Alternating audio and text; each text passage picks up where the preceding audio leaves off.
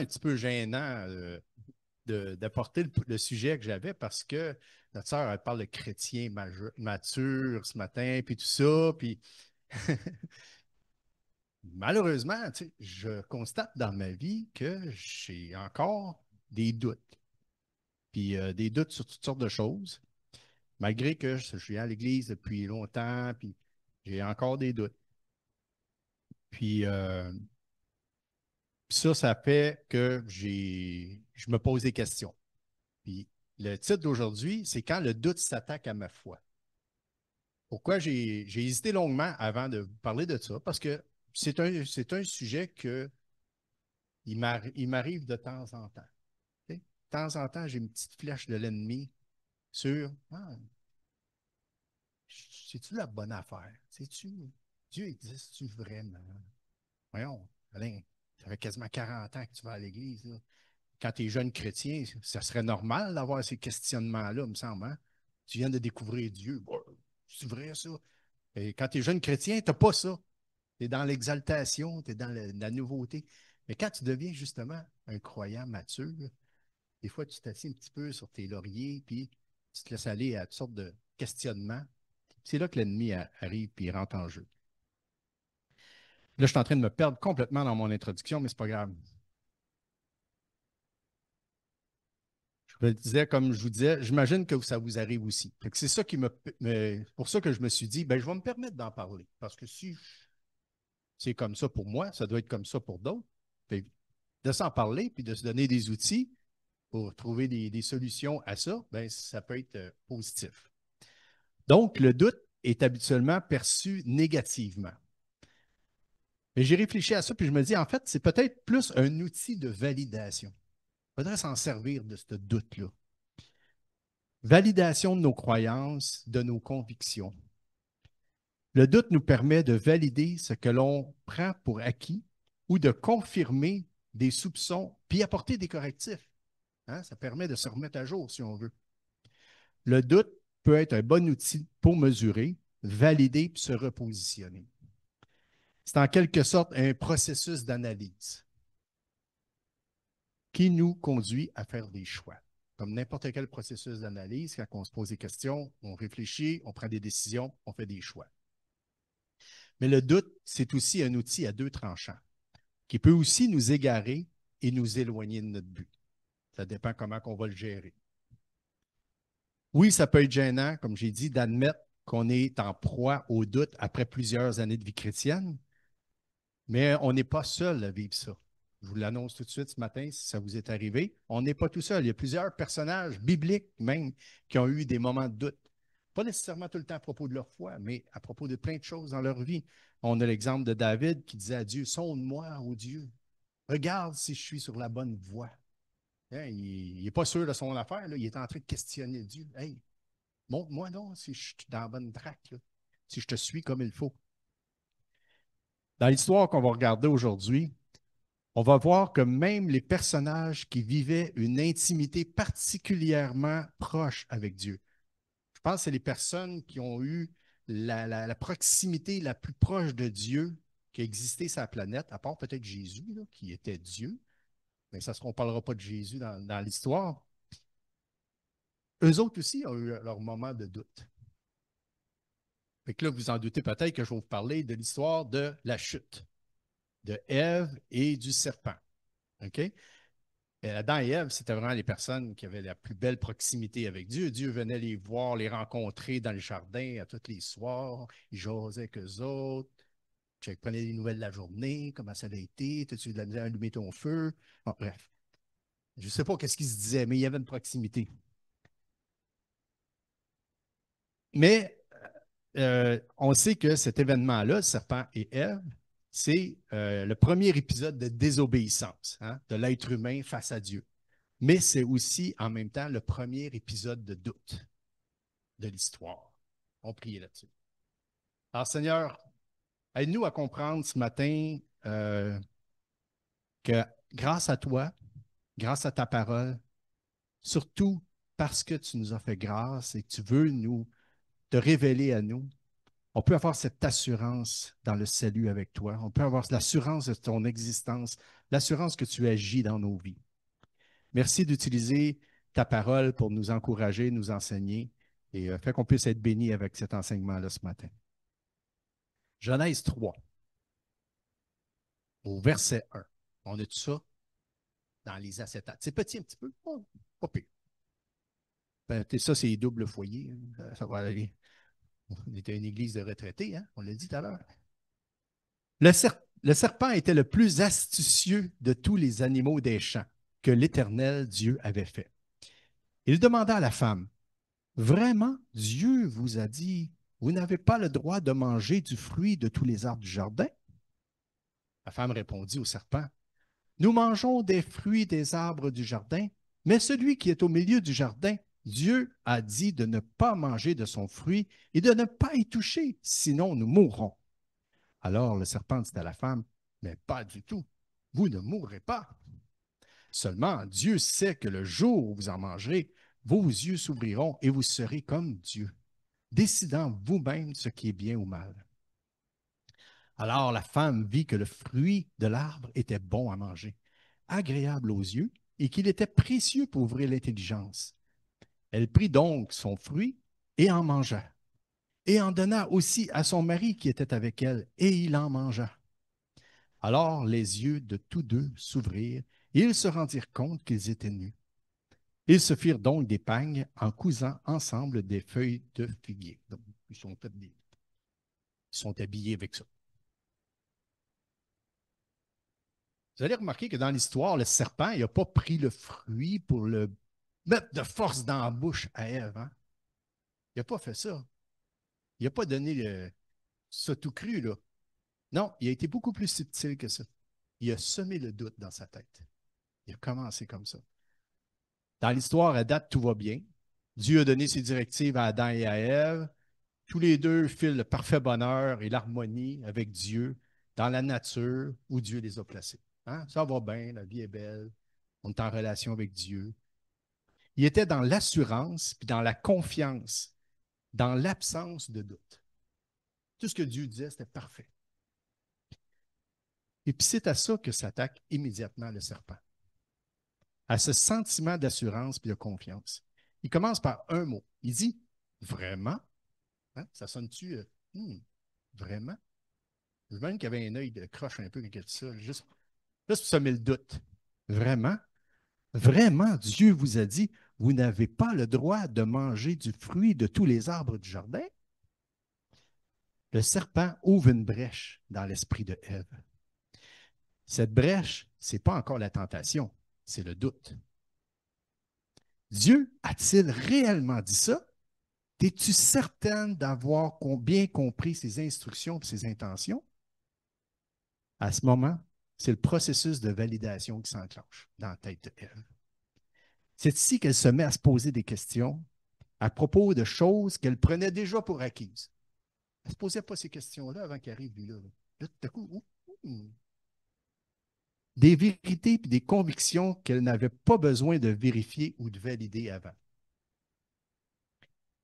Là, pendant que Ève est vulnérable, elle se pose ces questions-là, il poursuit avec des affirmations. Pas du tout, vous ne mourrez pas. Là, il vient de la brasser.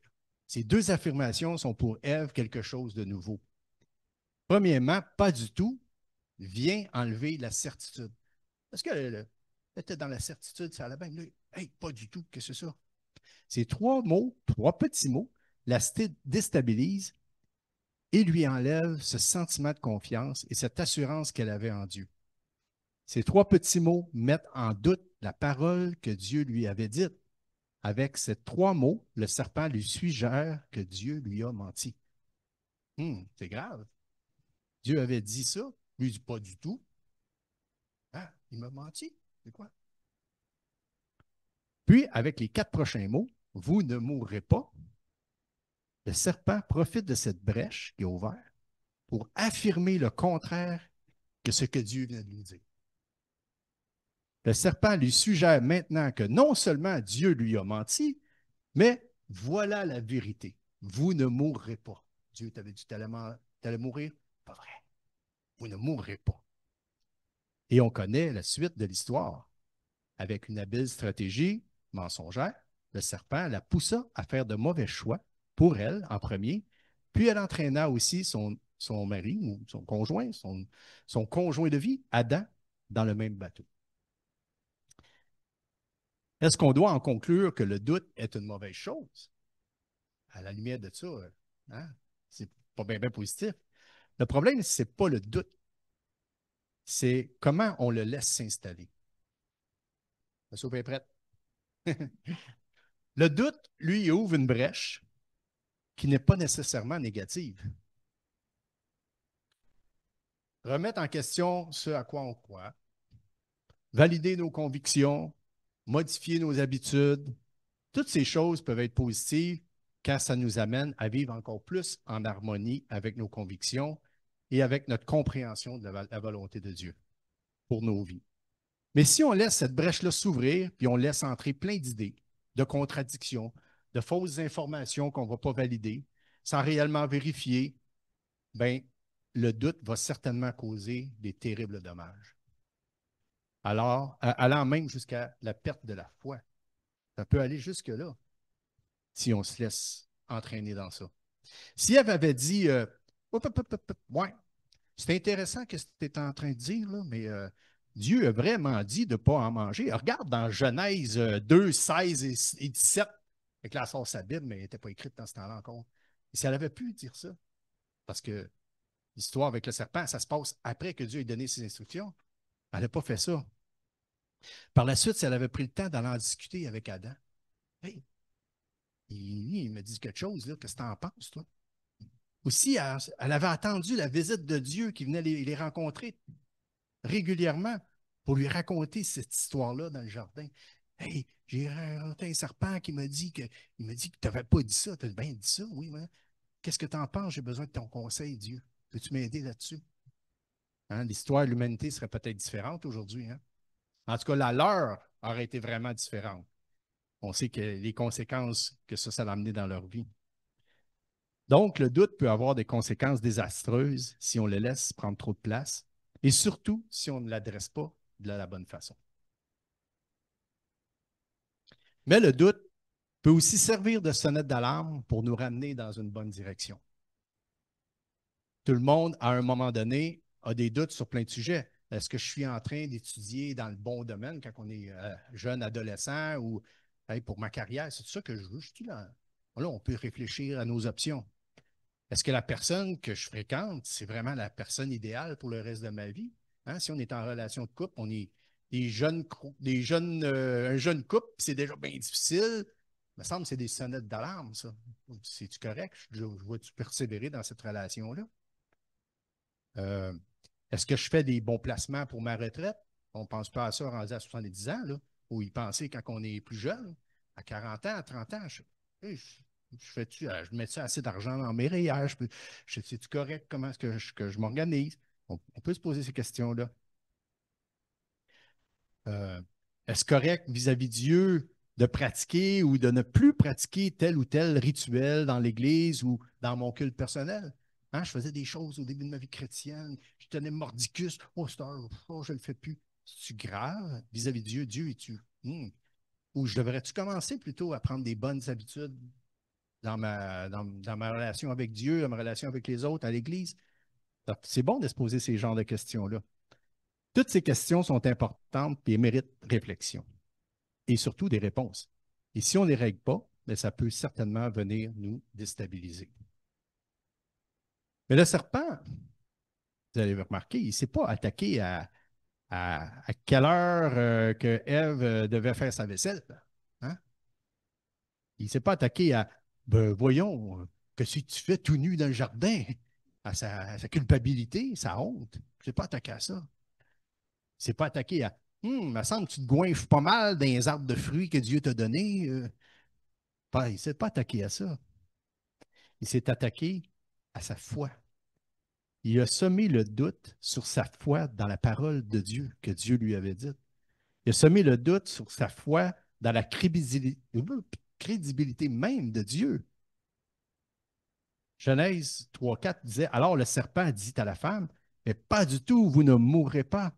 Seulement Dieu sait que le jour où vous en mangerez, vos yeux s'ouvriront et vous serez comme Dieu, décidant vous-même ce qui est bien ou mal. Complètement contraire que ce que Dieu lui avait mentionné. Autrement dit, Dieu t'a menti, vous n'allez pas mourir. Il attaque la crédibilité de Dieu. Ève, dans son processus d'analyse de tout ça, ben elle a cru le serpent au lieu de mettre sa confiance en Dieu. Comme nous, des fois, on va faire. Hein. On va croire un mensonge au lieu de prendre le temps de bien valider ça. Donc, le doute peut bien nous attaquer de tous côtés pour toutes sortes de sujets, et ce n'est pas nécessairement le serpent qui nous les suggère. Hein. On peut avoir des doutes dans toutes sortes de choses. Pas tout le temps le diable, on va dire de même, qui nous attaque, qui essaye de nous influencer. Hein. On est bien capable de le faire nous-mêmes, les autres autour de nous. Mais il y a un doute qui ne peut venir que de lui, ça j'en suis convaincu. C'est ce doute-là qui essaye de nous éloigner de Dieu, de nous éloigner de la foi. Et quand ce doute-là, on a en tête, essaie de nous éloigner de la foi, moi je suis convaincu que ça vient de l'ennemi. Donc, douter de Dieu, douter de son existence, douter de notre foi en Dieu. Et on sait que le doute, s'il ne sert pas à nous affermir, va nous éloigner. Jésus a clairement indiqué son inquiétude à ce sujet. C'est un peu le texte qui s'en vient qui m'a fait réfléchir sur ça. Dans la parabole du juge inique, Jésus explique que Dieu n'est pas comme ce juge qui exauce les demandes de la femme à force d'harcèlement. C'est Luc 18, 7, je crois. Ah, il est là? OK. Alors, pouvez-vous supposer que Dieu ne défendra pas le droit de ceux qu'il a choisis et qui crient à lui jour et nuit et qu'il tardera à leur venir en aide? Moi, je vous le dis. Non, moi, je vous dis qu'il défendra leurs droits promptement. Seulement, ça c'est le petit bout qui me parlait fort fort, lorsque le Fils de l'homme viendra, trouvera-t-il encore la foi sur la terre? Jésus s'inquiète de la disparition de la foi. Mais de quelle foi au juste? Ou plutôt de quel genre de foi? Parce que moi, je me dis, si je suis un chrétien de presque 40 ans, je me pose des questions des fois. Après, tantôt, faites-vous-en pas, je vais vous montrer comment j'essaye de me conditionner, pour que je m'essaye de me conditionner, mais comment je replonge dans la parole pour me redonner de l'assurance. Parce que la parole fait ça. Mais si moi, quand je t'en proie à ça, à ces doutes-là, j'imagine que c'est une inquiétude réelle pour Jésus, parce que s'il n'aurait pas dit ça, s'il n'y avait pas de danger que ça arrive pour les chrétiens. On est tous à faire attention à ça.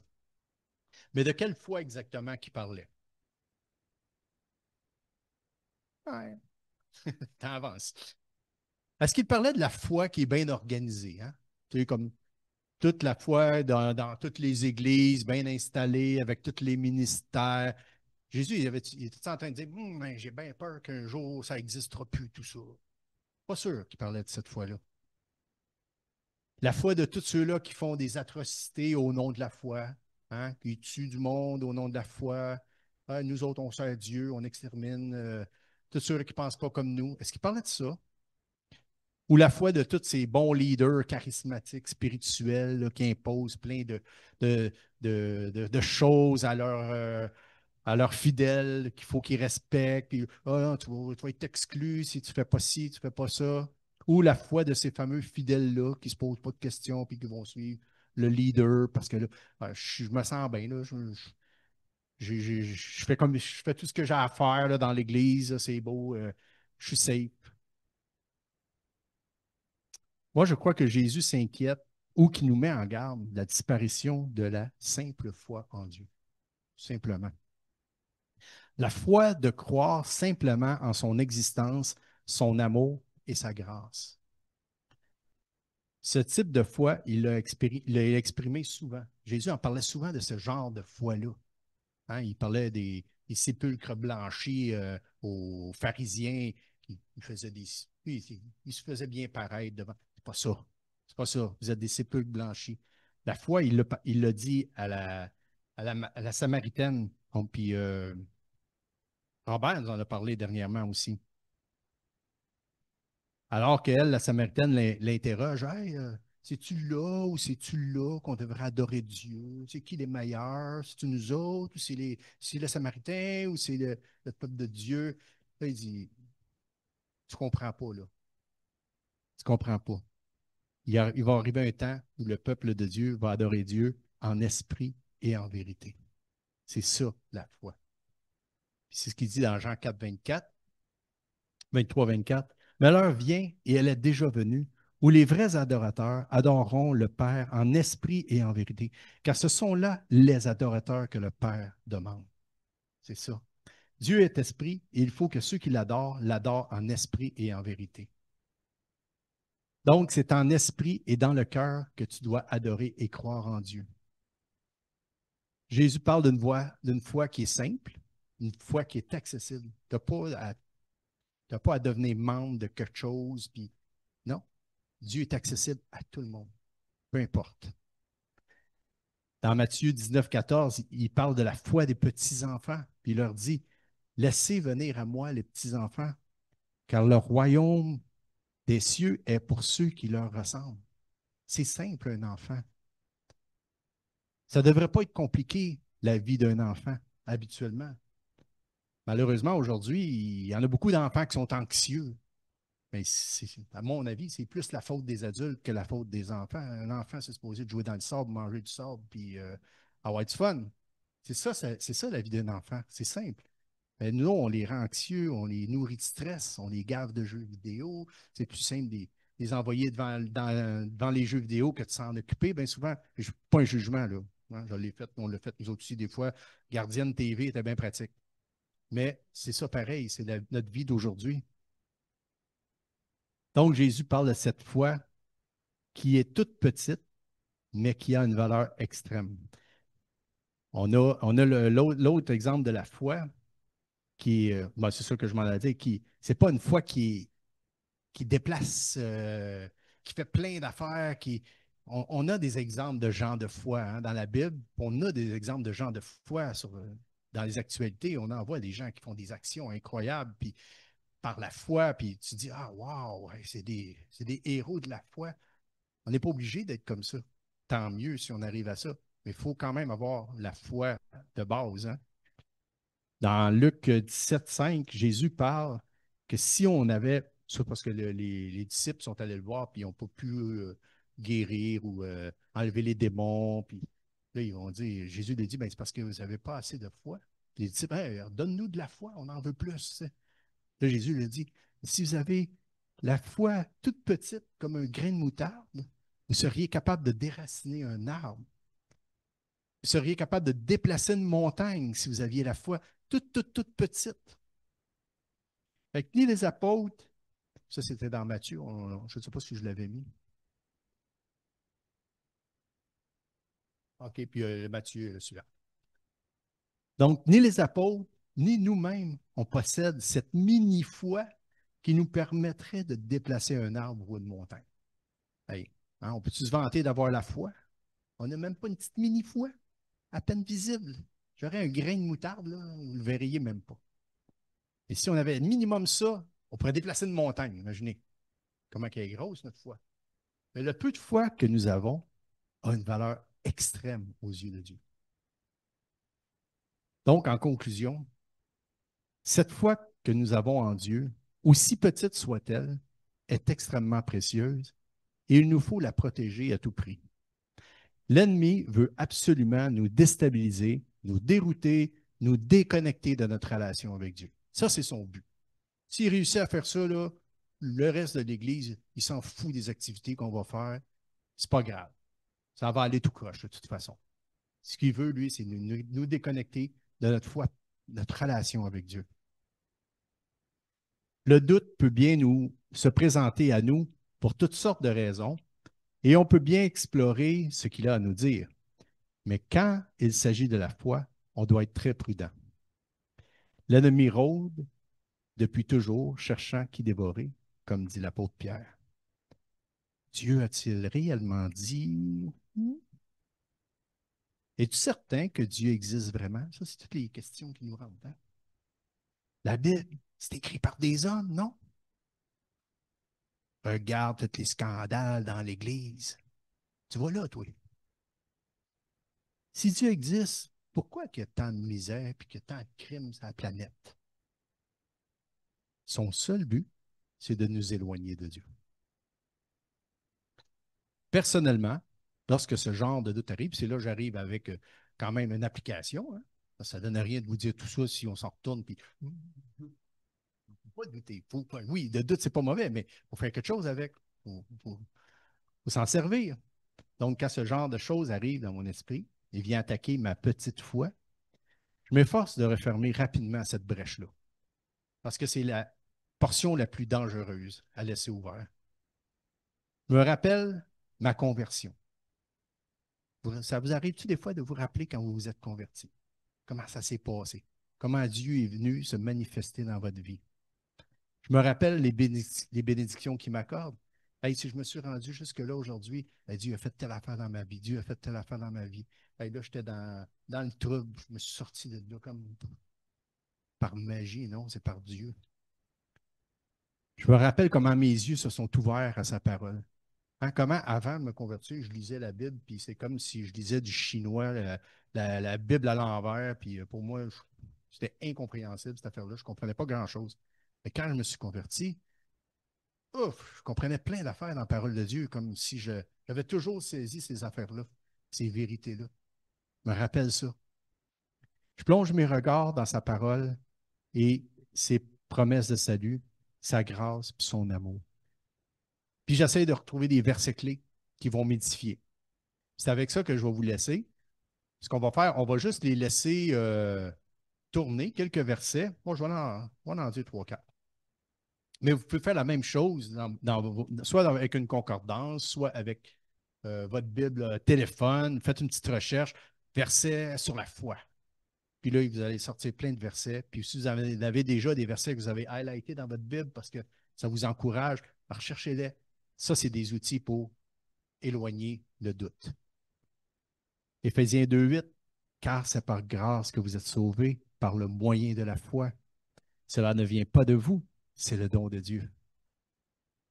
La foi est une façon de posséder ce qu'on espère. C'est un moyen d'être sûr des réalités qu'on ne voit pas. Romains 10. Donc, la foi naît du message que l'on entend, et ce message vient par la parole de Christ. Oui, Dieu a tant aimé le monde qu'il a donné son Fils, son unique, pour que tous ceux qui placent leur confiance en lui échappent à la perdition et qu'ils aient la vie éternelle. Puis là, il y en a plein d'autres comme ça. On peut les laisser rouler tranquillement. Si, ouais,